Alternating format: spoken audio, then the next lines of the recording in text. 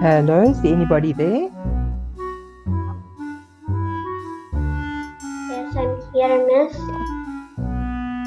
Okay. Hello. Hi, Hello. nice to meet you. Yeah, okay, my name is Teacher Julie. Okay, what is your name? Hana. Hannah. Okay, hello, Hannah. Nice to meet you. How are you today? I'm fine, thank you. That's good. Well, welcome to my class. I hope you're going to enjoy learning some English with me. Okay, are you ready to go? Tell me first about yourself, Hannah. Which country do you come from? Indonesia. From Indonesia. Okay. Indonesia. And how old are you? I'm 8 years old. Okay. And do you speak English with your mum and your dad at home? Sometimes Times. Okay. All right. Who speaks English? Both mum and dad, or just one of them? both. Do they both speak English? Okay. You know, Hannah, that a very good way to practice and learn a language is to speak it. So the more you speak it with your family, your mum and your dad, the better it will be for you. Okay, speaking is so good. Do you learn English at school? Yes. Okay, do you like learning English? What? Do you like learning English?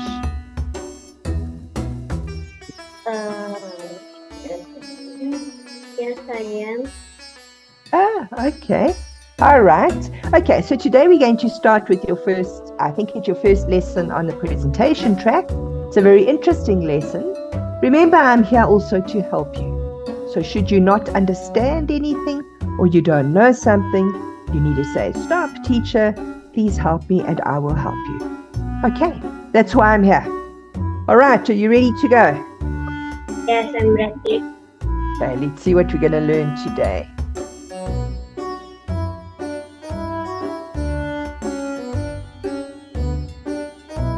Okay. Let me just put a slideshow on for you. Okay, Hannah, I'd like you to read everything that's on the screen because I think it's good practice. Okay, so I'll do this one, Level 3, Unit 1, Our Earth, Lesson 1. Let's learn some facts about our Earth. Let's go. What do you know about the Earth? You know, can you maybe tell me one thing that you know about our Earth?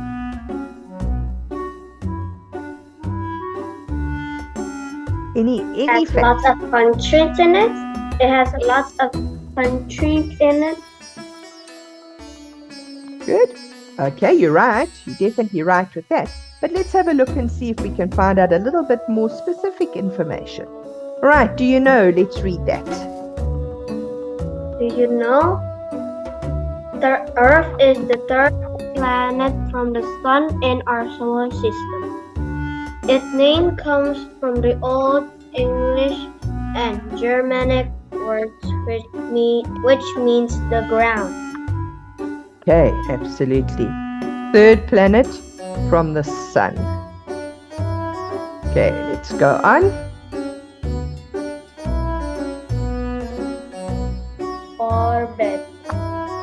Means Okay, what is means travel around. Let's read at the bottom there. Earth orbits around the Sun. Okay. So you know what that means, eh? That the Sun is stationary and the Earth moves around the Sun. Okay. Orbits.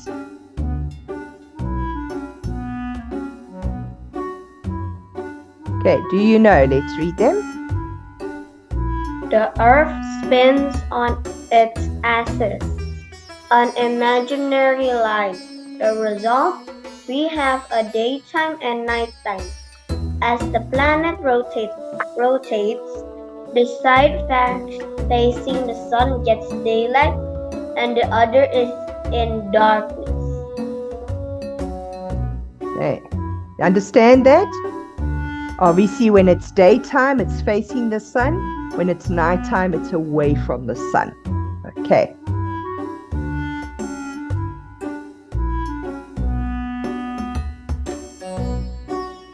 Okay, let's read.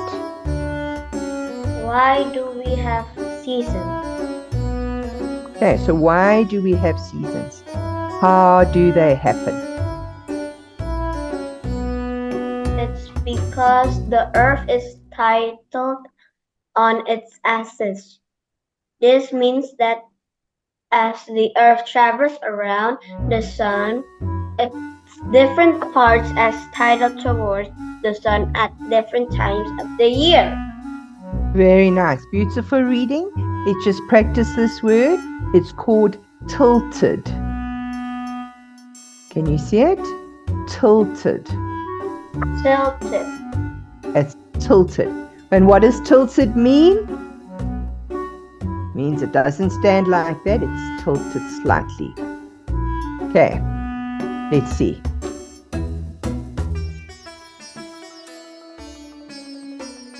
There we go. What does tilted mean? Means angle. Angled. Okay, so if we imagine this to be the world, okay, can you see my little smiley face?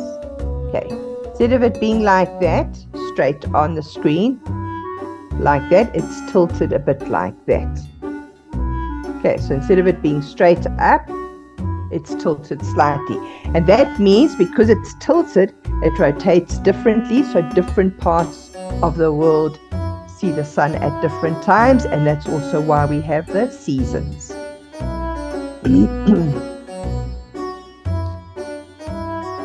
Okay.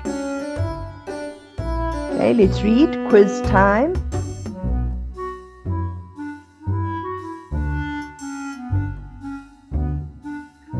Hana, let's remember what you've just read. Let's go. Okay.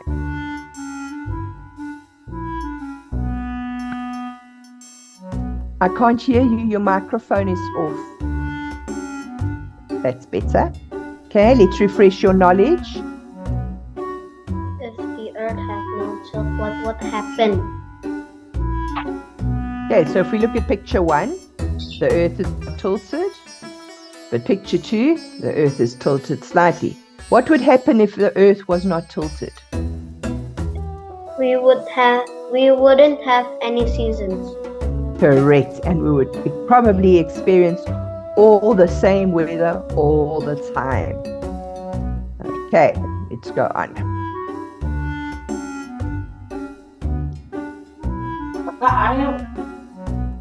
Let's explain. Why do we have day and night? Because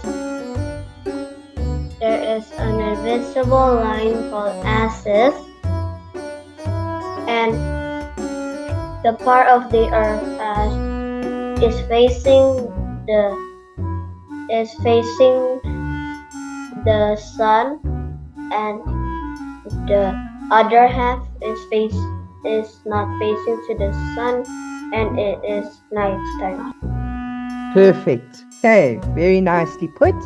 Correct. Remember, because the earth is orbiting all the time, call that turning. Okay, there are parts of it that sometimes face the sun and sometimes don't. Okay, very good. I liked your explanation there. It was very nice.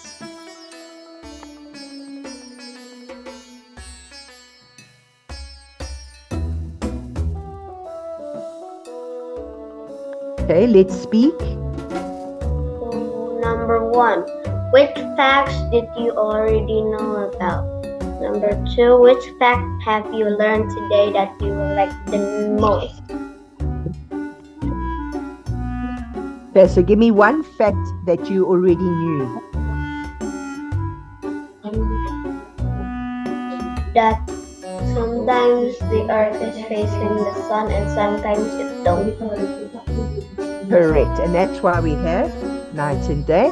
And which fact did you learn today that you thought was the most interesting? that in the middle of the earth there is an invisible line called axis. Okay. And That's it.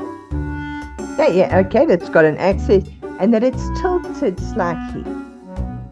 Okay, because that axis will give you the tilting of the earth. Okay, no problem. Let's go on.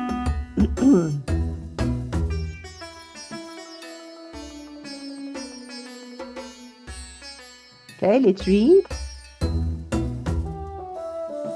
Let's see if this is your dream job. Okay, let's see. I wonder what it is.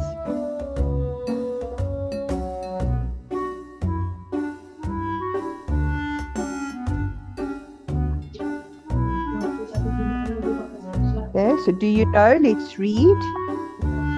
Astronauts are people who go beyond the Earth's atmosphere and study the planets. Astro means star in Old Greek. Means sailor in Old Greek. Astronaut is star sailor. Astronaut is a star sailor. Okay, so astronauts are the people that travel into space and can go and experience what it means to be weightless, to have no gravity down. Okay, so you can float around. Okay.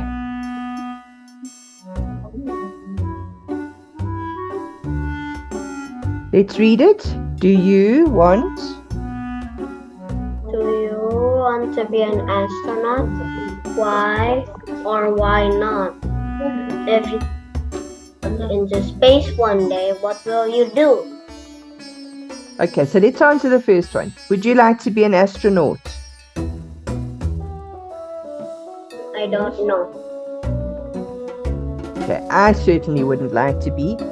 I'm not so sure if you go up there, if you're going to come back again. Yeah, I used to want to be, but not anymore. So, okay. And if you could travel into space, what would you do? Look at the Earth. Look at the Earth. Good. Okay, that's about probably the only thing you can do up there, or do some experiments, or maybe do a spacewalk. Okay? Float around in space like they do. Okay. Now, from now on, you'll have homework with every lesson that you have. And Hannah, your homework mustn't take you long. Your homework must be very quick, and see if it takes you 5, maybe 10 minutes, and then it's done. Okay, because you present it to me or the teacher, your next teacher, in your next lesson, and then you answer the questions, and then we mark you on that. Okay, so your homework is quite important. All right, so let's have a look. Let's read. Now that you have picked up a few Earth and space facts, can you think 3 good and 3 bad things about space travel?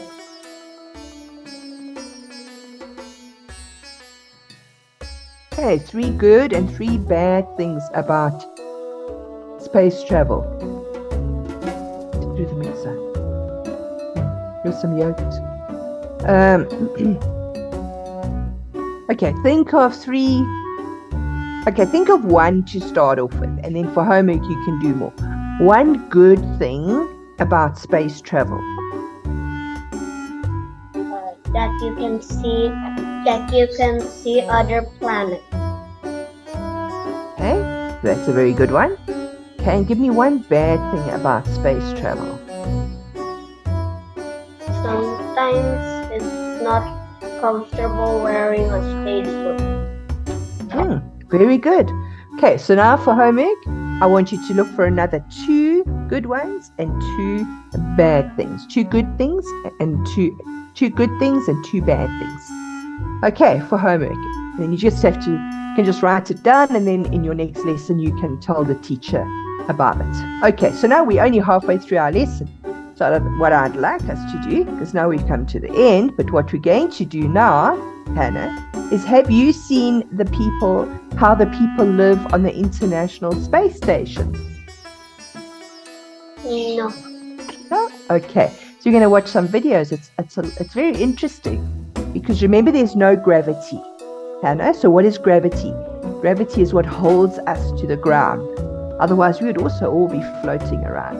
So when you get into space, there's no gravity. So everything just floats around in space. So let's listen and see.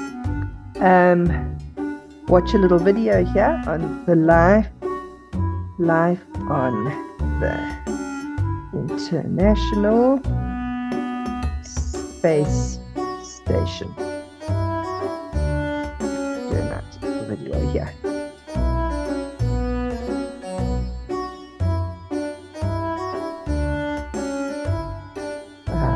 Okay, so we'll start and watch a little bit, and then we'll go on and maybe find another one. Okay, there's that one, life on board the International Space Station. So here we go. Let's have a look. Dark marks keep coming back. Sorry about the adverts. Double the vitamin C power. New Garnier. Sorry about those. It's the out-of-this-world destination that's out of reach for most of us, though not for the pair our David Pogue has been chatting with. Last November, Mike Hopkins and Victor Glover took a trip to an amazing travel destination. It was 250 miles away, straight up. And resilience rises. 27 hours later, Soft capture confirmed. their SpaceX capsule docked Hard capture complete. at the International Space Station. We are looking forward to the next 6 months and can't wait to get started. As Mike and Victor, who also goes by Ike, near the end of their mission, NASA offered me a space nerd's dream come true. A live video chat with Mike and Ike in space. This is Mission Control Houston. Please call station. Station, this is David Pogue with CBS Sunday Morning. David, we hear you loud and clear. You indicated that there's really no up or down. So is there any reason that one of you couldn't turn head down? The blood's not rushing to your head, Victor? Not at all. Not at all. In fact, it doesn't seem weird to me until I look at Hopper and go, why is Hopper upside down? Ike demonstrated how to get around. He just pushes off with his hands, and there he goes. The space station isn't quite as futuristic looking as movie spaceships. We're now going to go from the front end of the space station all the way to the back end. The space station is about the length of a football field. The US, Russia, Canada, Europe, and Japan began building it in 1998, and they've never really stopped. The bedrooms aren't much bigger than phone booths. We have them on the sides, but we also have them on the ceiling, and we have them on the deck. It's just a bag to keep you in place and a couple of laptops. Each astronaut spends 2 hours a day working out. There's a weight machine with vacuum tubes instead of weights, a treadmill with bungee cords, and an exercise bike. Because we're in space, we don't need to sit down when we use this bike, so there's no seat. There's a reason for all that exercise. Zero gravity life does a real number on your body. Are there any long-term effects that don't return once you've been on Earth for a while? There can be, absolutely. It is hard to prevent having some bone loss, but after my last mission, I lost about 2.5% bone density, and it took years for that to kind of come back. Mike and Ike have also mastered the finer points of dining in space. So I get a little bit of peanut butter, Most of the food comes ready to eat, or maybe a lot of peanut butter. but not all of it. I can let go of my cracker, and it's going to stay in the general location. And so now I'm tearing open my jelly packet, and voila, I now have a cracker, a peanut butter and jelly cracker. And because your inner second grader probably wants to know, A couple things about our toilet. You can see there is a can here, and this can, that's where the solid waste is collected. And then the urine is collected in this hose. Because we collect urine separately, we're able to recycle that urine. yes, the astronauts recycle their pee. In space, water is a precious resource. The station's recently celebrated 20 years of being continuously occupied. What do you miss most while you're up there? I miss my family, and I just can't wait to see my kids at the airport or wherever I bump into them first. I will also tell you one of the things I miss the most, weather. Up here, it never changes. It is always 70 degrees, and there's no wind, there's no rain, there's no snow, no humidity. I mean, it's just constantly the same. Hearing Hopper say rain reminded me I miss the shower. On the other hand, former astronaut Peggy Whitson sometimes misses space. After my first flight, I returned to Earth and I was laying on the bed and threw the covers off and just did the lightest push on the bed and expected to float to the bathroom. and I was like, oh my, it's going to take a lot more work to get there than that.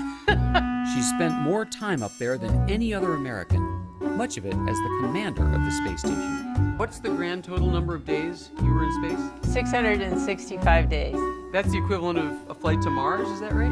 Yes, you could get to Mars and back in 665 days. So I'm proof it's doable. 20 years of space station science have was a long yielded time, hundreds eh? of breakthroughs in fields like weather, astronomy, biology, materials, and especially medicine. Alzheimer's, cancer, heart disease, and so on. The salmonella that gives you food poisoning, it actually became more virulent in space, and then they were able to actually develop a vaccine for that. Worms, mice, and rats are often on board too, to help NASA study the long-term effects of zero gravity. They seem to like it just fine. Understanding the physics of how things work without gravity, we sometimes figure out ways to better understand how things work in gravity. But for the humans on board, seeing our home from space is always spectacular. You look out the window and you see planet Earth, and you look at it and you see how thin this atmosphere is and how delicate it looks. If you happen to be near a window and you're flying over the Sahara Desert, the whole room will get this golden glow, this peachy, orangey glow. The best views on the station are from what's called the cupola. The cupola is the window that faces down at the Earth, and it is a pretty incredible view, and it really never does get old. Talking to astronauts never gets old either. But eventually, it was time for Colonel Hopkins and Commander Glover to get back to their mission. Thank you, Mike and Ike. This is the greatest. And thanks for all you do. Station, this is Houston ACR. That concludes the event. Thank you. Okay, so Hannah, you can see they float around. They just move around. The water droplets, that was a water droplet that he had, that he sucked on to drink. The peanut butter and the cracker were floating around. Okay, so life is very different up there, but they've got a beautiful view of our Earth. Okay. All right. If you had a chance or an opportunity, Hannah, to travel to space, is there any particular planet that you would like to go to, if you could?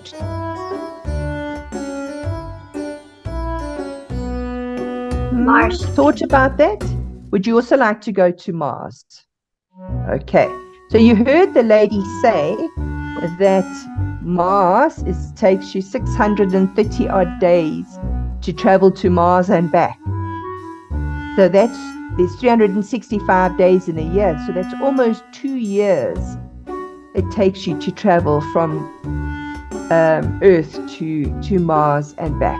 That's a long time, because that's the amount of time that that lady spent on the space station. It's nearly 2 years. So when you come back, you've got to get used to walking again and being able to get around, to adjust to having gravity pulling you down again. Okay. Is there anything else, Hannah, that you could possibly tell me about that you know about our planet, the Earth?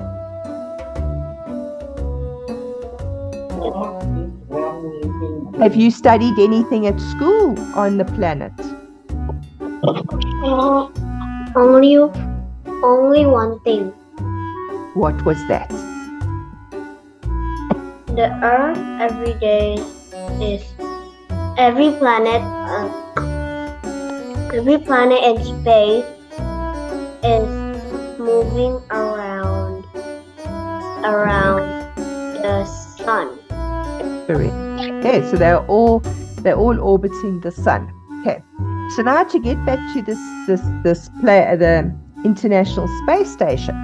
If you look outside at night, it must be very dark, with lots and lots of stars up there. So it's all dark and black around you, and you look up and you see the stars. What are the stars doing? They are in one place, and they look like they're sparkling. Okay, but if you see a star and it starts this side, and it moves across the sky like that, that is what we call a satellite. So sometimes when you look up and you look into the sky at the stars and you see that satellite moving, you could be looking at the International Space Station, because that's how we will see it. The International Space Station will look like a star up there. That's how far away they are. Okay, and it's constantly moving. Satellites are also moving. Okay, let's go a little bit further and see. Can you give me an idea of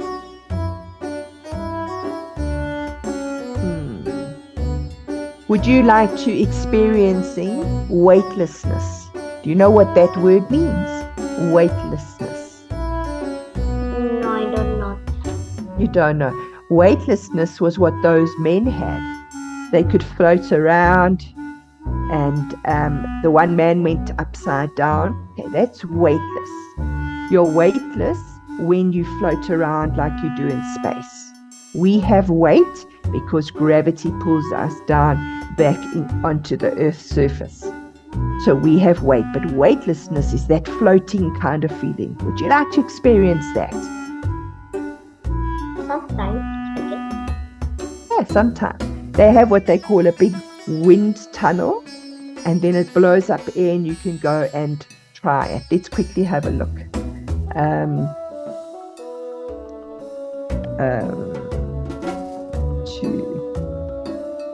Let's see if we can find a weight, W-E-I-G, weightlessness.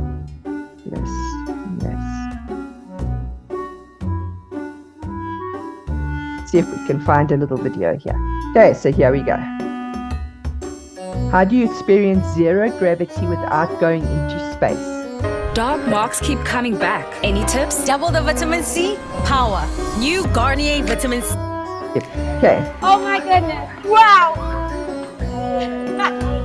I'm feeling like an astronaut, that's for sure. So if people are going to go into space, they practice here. We are, here. Newark Airport, and we're going to be going up in zero gravity on G-Force 1, and you're going to get the same experience as people on the ISS have. Zero Gravity Corporation uses a modified Boeing 727 flying in parabolic motion to create multiple spurts of weightlessness. Richard Branson acclimated himself to zero G's on one before he went into space, as did the crew of Inspiration 4, the first all-civilian flight into orbit. You don't want your first experience in zero gravity to be in space, and it's a very unique feeling, and this gives them the framework to understand it.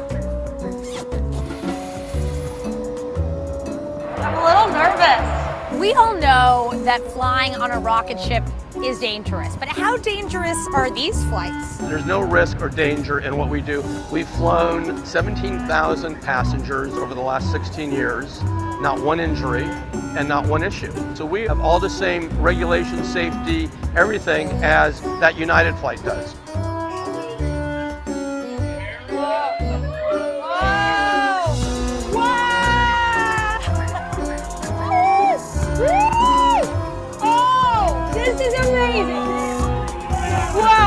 Unlike Jeff Bezos or Richard Branson's flights, this plane isn't on a rocket aimed at space.